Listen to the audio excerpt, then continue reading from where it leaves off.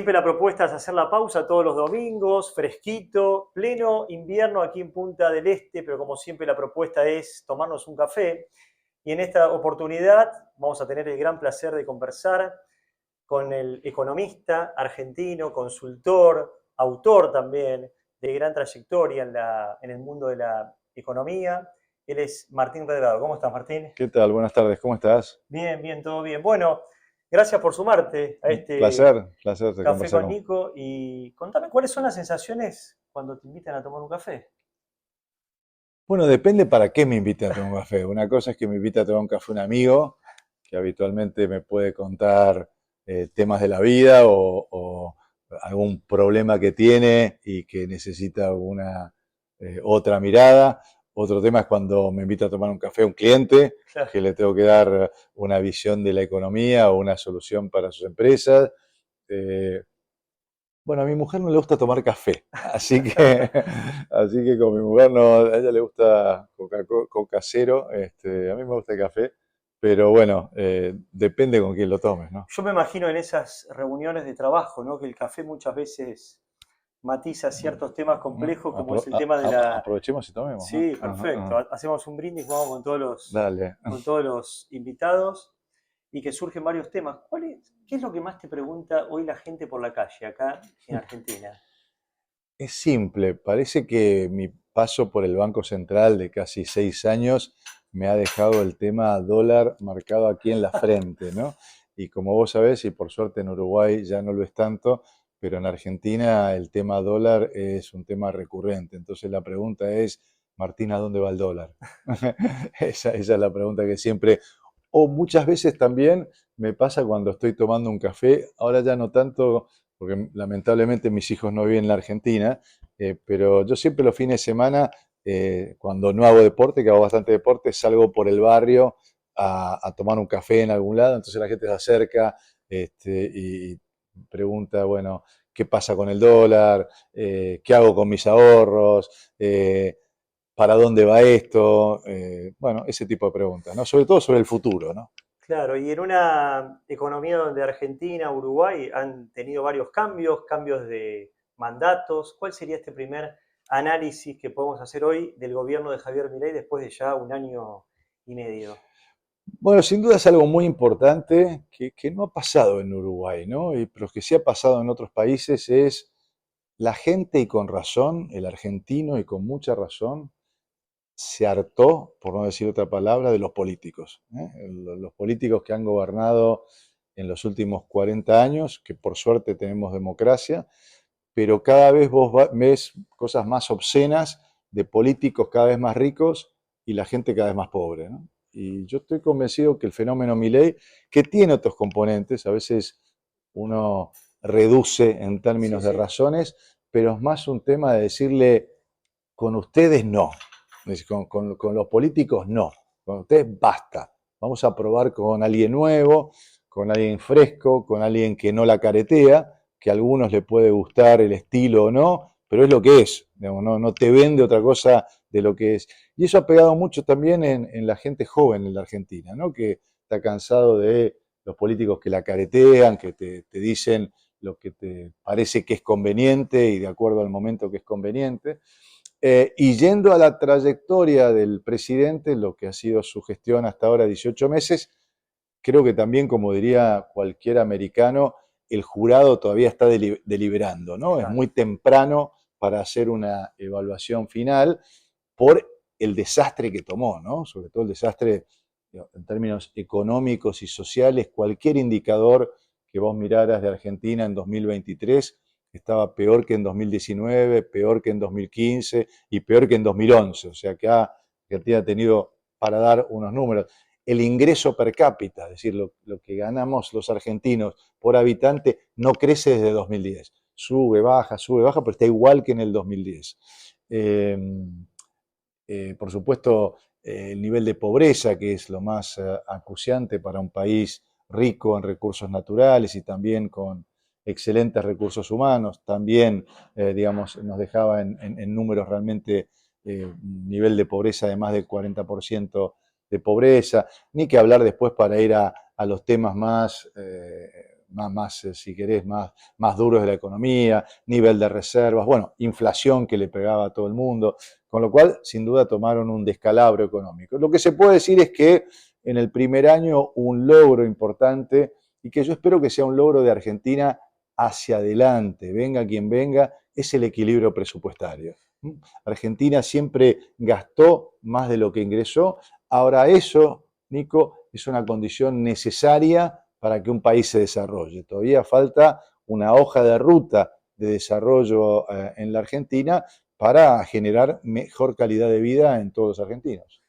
Menos gasto público fue una de las decisiones Así de es. Javier Milei, achicando varios de los ministerios aquí.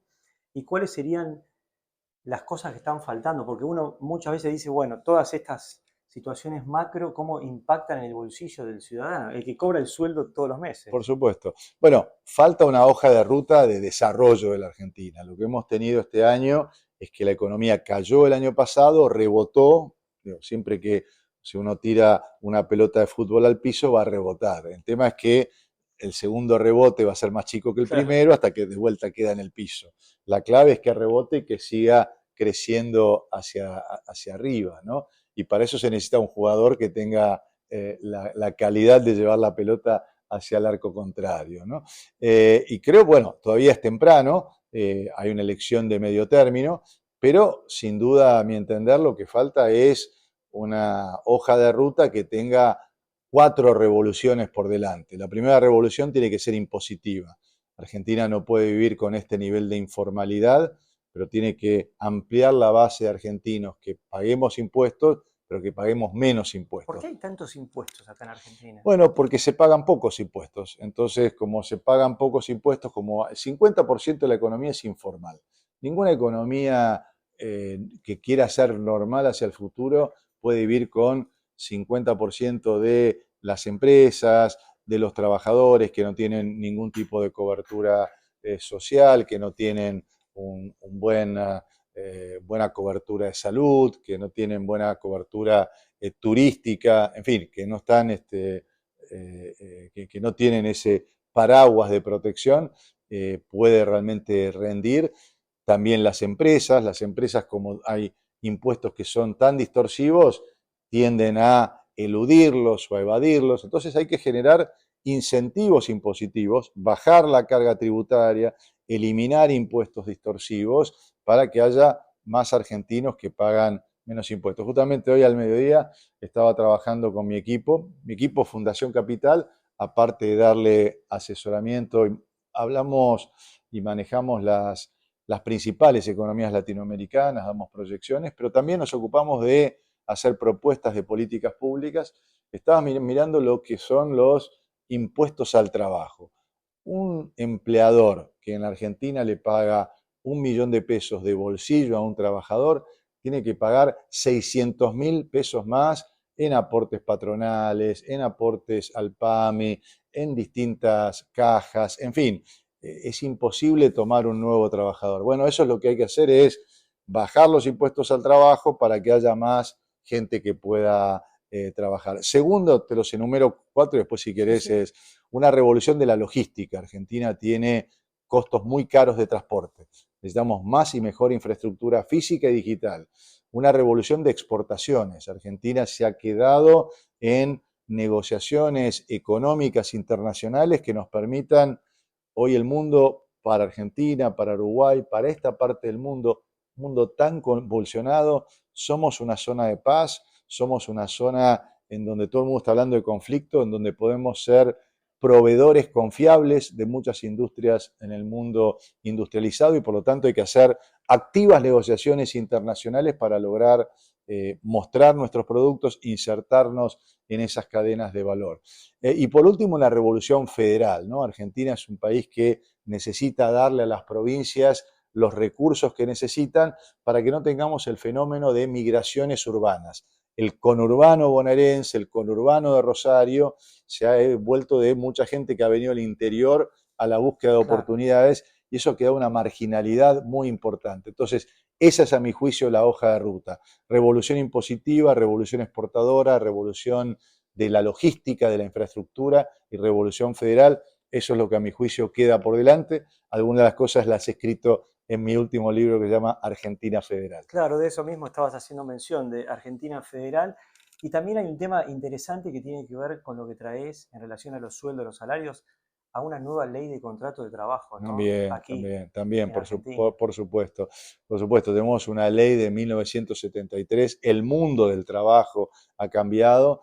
Yo sí creo, sin embargo, que hay que generar no solo una ley marco, pero cada sector es distinto. Vos no puedes crear una ley general de contrato de trabajo para el trabajador petrolero, Claro, para el trabajador agrícola, para el trabajador que está en específica. la industria automotriz o general, sino lo que tenés que generar son negociaciones colectivas que vayan generando, por supuesto, dentro de un marco general, por ejemplo, con un seguro de desempleo, con un seguro de desempleo a donde aporten trabajador y empleador y que ese seguro sea del trabajador, de manera tal que cuando se va de ese trabajo se lleva ese ahorro Claro. consigo hacia otro trabajo. Bueno, esas normas generales se pueden dar, pero después son muy distintas las condiciones de aquel que trabaja en Vaca Muerta, en Neuquén, en la industria petrolífera o gasífera, del trabajador que está en un comercio o que está en una industria química En o otros rubros. farmacéutico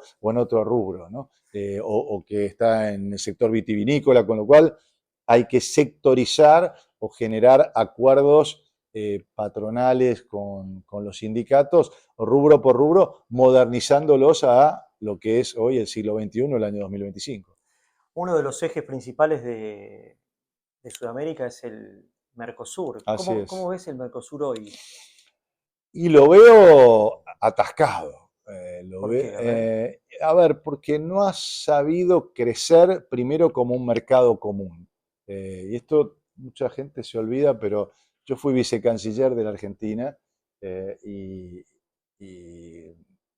lo que llama el encargado de las negociaciones económicas internacionales, y nunca pudimos dar un salto, por lo menos para tener un espacio económico común, donde, por ejemplo, las normas sanitarias y fitosanitarias sean las mismas, donde el organismo sanitario de Uruguay valide un producto en Uruguay y sea la misma validación en la Argentina.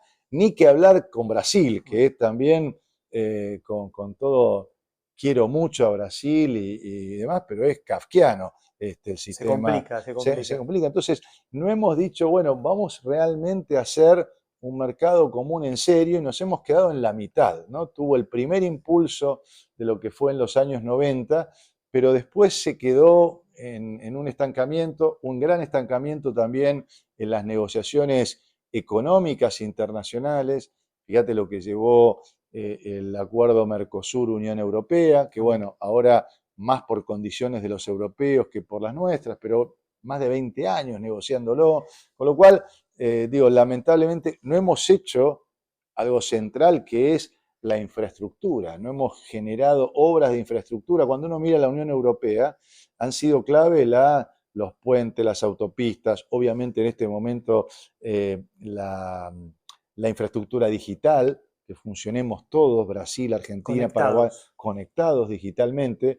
Y realmente ahí en eso me llevo una gran decepción, ¿no? En términos de que nos hemos quedado, ¿no? Muchas veces he visto a Uruguay tratando de empujar, pero bueno, Argentina a veces a la retranca, Brasil a la retranca, y no hemos logrado, se ha quedado como un espacio inerte que sin duda tiene todas las posibilidades de reganar fuerzas, pero tampoco hoy pareciera estar una visión común en términos de los cuatro países, así que seguirá en esta inercia. Mientras estamos tomando un café aquí en la pantalla del Canal 11 con Martín Redrado, tranquilos en este domingo particular, fresco.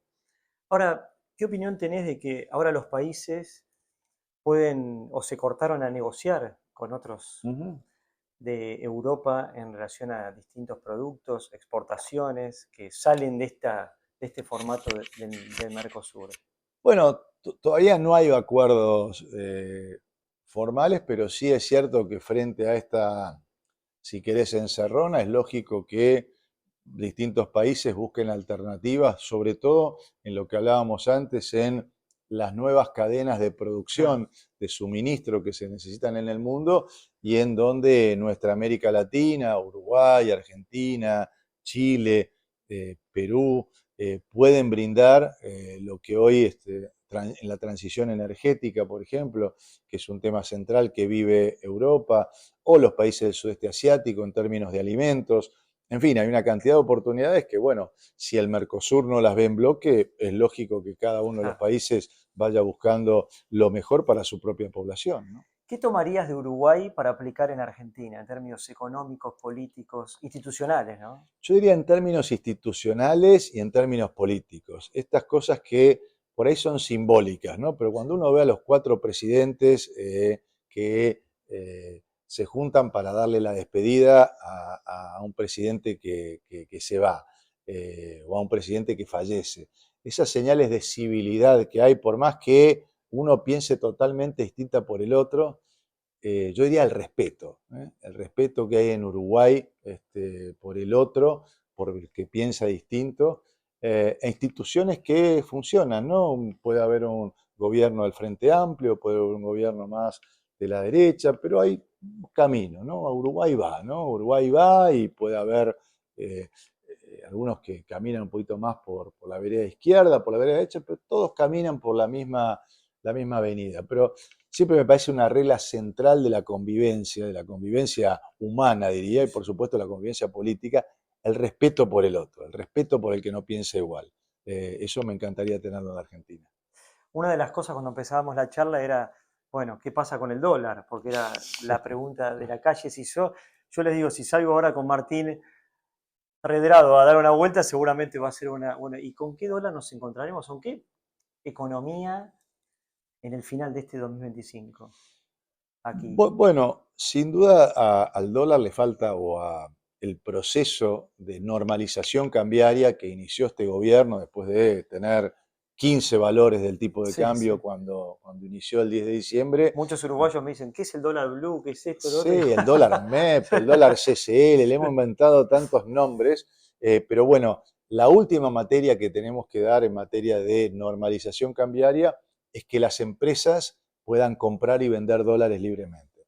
Lo que ha ocurrido cuando se salió del cepo es que cierto los individuos, vos, yo, mi mamá, cualquiera de nosotros puede con sus ahorros Claro. ir al banco y comprar dólares a dólar oficial, lo que hace comúnmente cualquiera de ustedes en Uruguay. Bueno, esto era una anormalidad en la Argentina. Las empresas todavía no. Las empresas que tienen Lo que falta. un depósito en plazo fijo, un depósito en pesos, si quieren cambiarlo a dólares no lo pueden hacer todavía. Entonces, mi visión es que ojalá después de las elecciones tengamos normalidad cambiaria. Y ya que tenemos un gobierno que cree en el libre mercado, bueno, que crea en que el dólar tiene que fijarse por la oferta y la demanda de todos los argentinos y por supuesto de aquellos que vienen como turistas y aquellos que salen como turistas. Es decir, que sea realmente libre. Ese me parece que es el rol fundamental.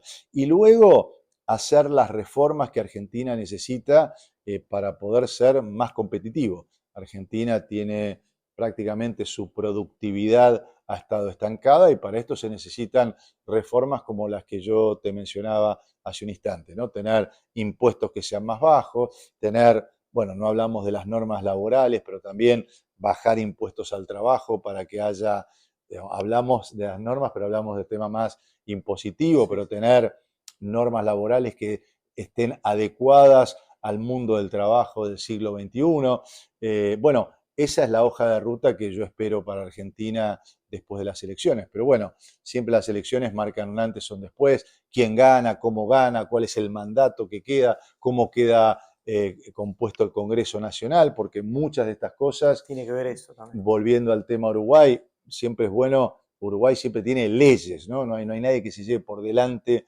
y es muy importante entonces eso. Tener leyes es muy importante porque eso lo que nos da es una proyección A futuro. a futuro. Lo que necesita cualquier individuo es que sus gobernantes le den predictibilidad. Predictibilidad en términos de reglas de juego, de que el dólar no va a pegar un salto, que los impuestos no van a, mañana te van a cambiar las reglas impositivas o las reglas laborales, o que ir a un puerto te van a cobrar una tasa adicional. Bueno, todo eso lo que hay que darle es predictibilidad y eso es lo que espero que pase en la Argentina después de las elecciones. ¿Qué es lo que más te gusta de tu trabajo? ¿Qué es lo que más me gusta? En realidad me gusta todo, pero siempre plantearme fronteras nuevas, no quedarme con lo que sé hacer permanentemente, ¿no? Siempre buscar nuevos desafíos y formar equipos, ¿eh? Siempre me gustó, bueno, lo que estás viendo acá es Fundación Capital, que lo armamos en el año 94 y bueno, hoy tiene más de 30 profesionales fijos, pero también siempre por trabajos especiales tenemos casi 100 profesionales con los que trabajamos de manera puntual en distintos proyectos que se plantean tanto en la Argentina como en el mundo, y siempre buscar nuevas fronteras. Eso es lo que más me mantiene apasionado, ¿Y ¿no? cómo es trabajar para el exterior siendo argentino? Yo me imagino que debe tener una gimnasia importante que cuando lo aplicás afuera Sí, te debe dar un plus, pero ¿no? te voy a dar un pequeño secreto de mi carrera. Nunca me planteé en el exterior como economista argentino. Siempre me planteé como economista latinoamericano. Claro, Siempre me presenté como economista latinoamericano que nació en la Argentina. Por claro. supuesto, estoy orgulloso de ser argentino, pero cuando uno habla de economía, lamentablemente en economía Argentina ha venido teniendo cada vez menor peso relativo en el mundo. Por lo tanto, sí, cuando ha surgido el tema inflacionario en el Claro. mundo, hubo más consultas. Siempre digo que hay un caso emblemático de un colega que era el economista jefe de un banco español aquí en la Argentina. Cuando vino la inflación y la pandemia, lo nombraron economista jefe para todo el mundo y se lo llevaron a Madrid. ¿Por qué? Por su experiencia Claro. sobre la inflación y una economía con tanta incertidumbre. Pero además siempre me gustó tener un panorama internacional. Diría también en términos de diferencia en mi carrera, eh, muchos colegas siempre miran lo propio, la economía argentina y demás. A mí siempre me gustó, no sé si por educación, mi casa, no sé, viajamos, siempre viajé desde chico, siempre me interesó mirar el mundo y me interesó siempre también, como característica, si querés diferenciar, mirar cuáles son o analizar cuáles son las mega tendencias que se dan en el mundo y cómo impactan en América Latina. Y eso es lo que me ha hecho dar conferencias en el mundo, no sobre Argentina, sino de justamente especializarse en eso. Bueno, hoy las megatendencias que hablamos, el mundo pide seguridad energética, pide transición energética, pide seguridad alimentaria. Bueno, ¿cómo impacta eso en América Latina? ¿Dónde están las oportunidades? Y también eso me trae más trabajo en el sector privado, Claro. ¿dónde están las oportunidades para invertir en América Latina? Hacías mención a que, bueno, tenés mucha actividad deportiva. ¿Cuáles son las actividades que haces fuera cuando terminás tu día económico con toda esta vorágine que se Sí, sí, vive? sí, sí, sí. ¿Cuáles son las actividades que haces? Mira, entreno bastante, entreno 3 veces por semana y de manera tal de estar en buena forma. Desde chico, algunos dicen que no es un deporte, pero eh, lo que realmente hago bien y competitivo es golf.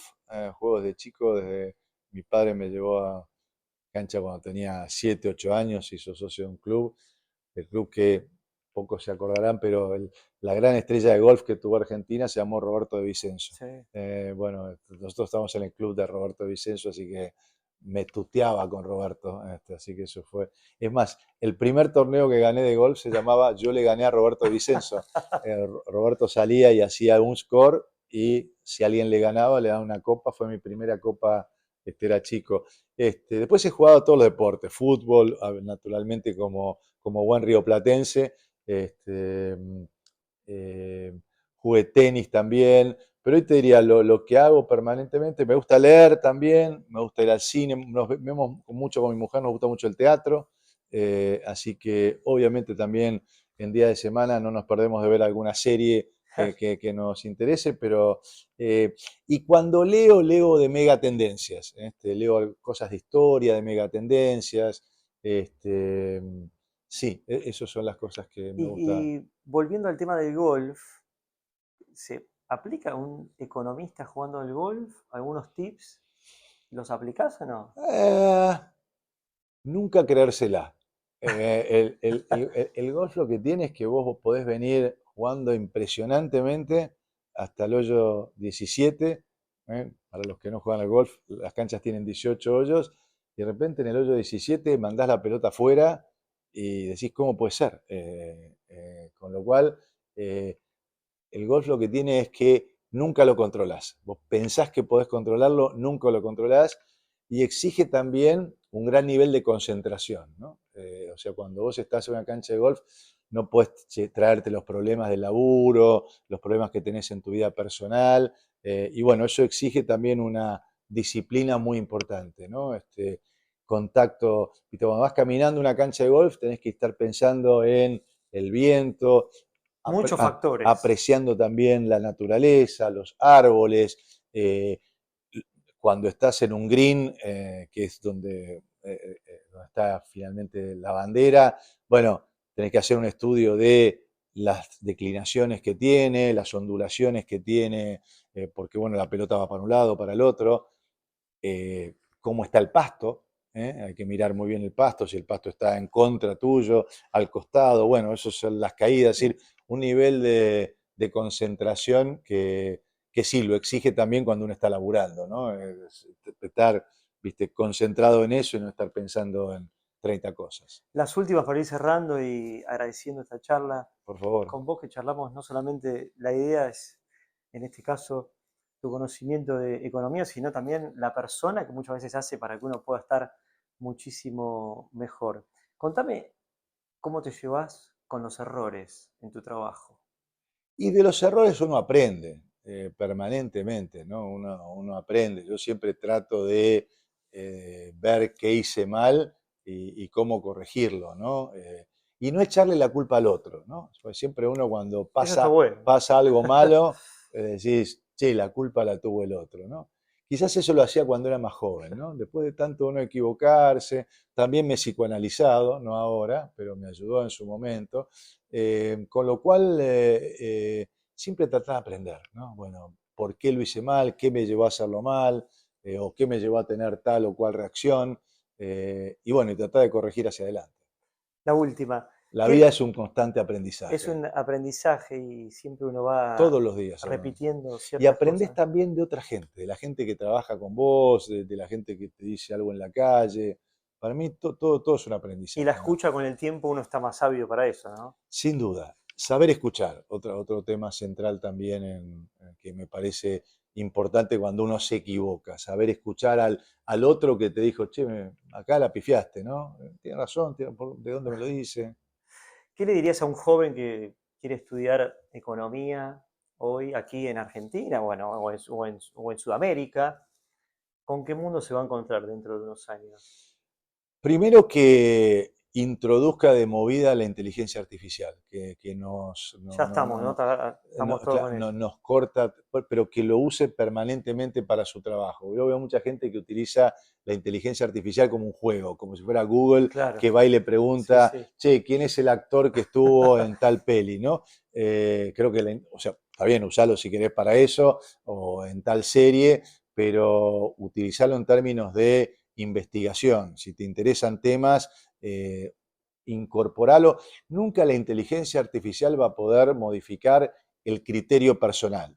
Yo creo que eso siempre va a terminar haciendo una diferencia. Cuando uno toma una decisión, en definitiva se llena de información, pero en definitiva es, bueno, es el criterio, los tamices que le pongas a eso, qué ponderas más, qué ponderas menos, siempre va a ser una decisión humana. Con lo cual, diría, muy importante hacia adelante el manejo de datos también. Eso es genial lo que estás diciendo. Sí, sí, Hoy es es. central hoy el manejo de datos y la segmentación. Segmentación en el sentido que las poblaciones son totalmente distintas y aún dentro de las poblaciones, estudiar qué compra un chico de 20 años, con qué medio de pago lo hace. Hoy estamos inundados data centers o centros de datos Parece que es algo que para mi profesión es central en términos de cómo analizás el futuro y además de cómo haces para que te vaya bien. Si vos te dedicás a la economía empresarial, bueno, tener buenas bases de datos para saber qué compra el mundo, hacia dónde va, qué compran tus clientes, cómo lo están usando, con qué medios de pago, cuántos utilizan billeteras digitales, que es la tendencia claramente en los sub 30. O sea, la segmentación, los niveles de gustos. Vivimos en una sociedad, para bien y para mal, muy fragmentada. Hay una fragmentación en todo el mundo. Incluso ese paradigma que vivimos de la globalización en este momento ya no existe más. Estamos yendo hacia un nuevo tipo de mundo que todavía no sabemos si va a ser un mundo birregional con Estados Unidos y China, cada uno con una esfera de dominio, cuál va a ser el rol de Europa. Lo que vemos es sociedad por sociedad que mires la sociedad americana, mires cualquier país de Europa, quizás un caso extraño, o por ahí me equivoco y no conozco tanto Uruguay. Uruguay no parece una sociedad fragmentada. Argentina está fragmentado, Brasil está fragmentado, Francia está fragmentado. Cada país tiene su mundo. Cada país tiene, pero un mundo donde hay mucha mayor fragmentación, incluso cuando uno va a las elecciones, ¿no? ¿Sí? La fragmentación que hay o polarización que hay. Bueno, entonces cualquiera que estudie economía, ciencias sociales, en definitiva la economía sin duda tiene mucho de matemática, siempre los fenómenos hay que medirlos, pero tiene mucho de fenómenos sociales, ¿no? Y yo siempre le digo quizás a los economistas que vayan a estudiar es, bueno, tomar el tema matemático me parece fundamental, pero nunca te olvides la variable social. Porque Claro. En definitiva, la economía la hacemos vos, yo, todos los que nos están mirando, con decisiones humanas todos los días. Cómo nos levantamos, con qué ánimo nos levantamos con ánimos de trabajar, de consumir, de levantar una fábrica, de tomar nuevos empleados, y eso depende mucho de condiciones objetivas, pero también de condiciones subjetivas. Por lo tanto, sí también el que es economista, y con esto termino, tener una mirada integral. De todo. De todo, de todo. Yo lo que veo en muchos colegas es que a veces te dicen qué hacer con el dólar. Y si vos no decís qué hacer con el dólar, pero si no mirás qué vas a hacer con los impuestos, qué vas a hacer con las normas laborales, qué vas a hacer con la política de exportación, bueno, no podés tomar una variable individual, ¿no? Tenés que mirar, eso los economistas lo llamamos los modelos de equilibrio general, no puedes mirar equilibrios parciales o es la integralidad, ¿no? O lo mismo pasa con el cuerpo humano, ¿no? Cuando vos tenés un problema de corazón, vas al médico y sin duda te va a mirar el corazón, pero te va a mirar cómo funciona tu sistema digestivo, cómo funciona tu sistema nervioso. Entonces, a cualquiera que se acerque a la economía, base de datos, inteligencia artificial, segmentación, análisis de la fragmentación y la integralidad de conceptos para abordar cualquier problema que se les acerque. Genial todos los tips que nos dejaste. Bueno, agradecerte, Martín, por este café. Un placer haber compartido aquí contigo, en nuestra oficina. Llevando toda la actualidad de lo que pasa no solamente aquí en Argentina, sino a nivel Mercosur. No, la última que estaba pensando es, ¿qué pasa si te llama Javier Milei y te dice, Martín, queremos escucharte en función de cómo está hoy Argentina? Sos una referente. Siempre, no tanto el presidente, pero ministros me llaman para tomar un café y con gusto les doy mi opinión. Pero bueno, realmente tengo una vida profesional muy llena en el sector privado. Además, también me gusta dar conferencias en el mundo. Dirijo una maestría en bancos centrales en Kuala Lumpur, en Malasia. Así que me gusta dar consejos, escribo libros. Si cualquiera me llama para darle un consejo, sí, no para tomar responsabilidad. Responsabilidad estoy bien donde estoy. Bueno, muchas gracias, Martín, un placer. Un placer. Bueno, muchas gracias a todos ustedes, Gracias. como siempre, la propuesta aquí los domingos con un café, compartiendo siempre con todos ustedes. Los espero el próximo fin de semana. Chau, chau. Hasta el próximo café.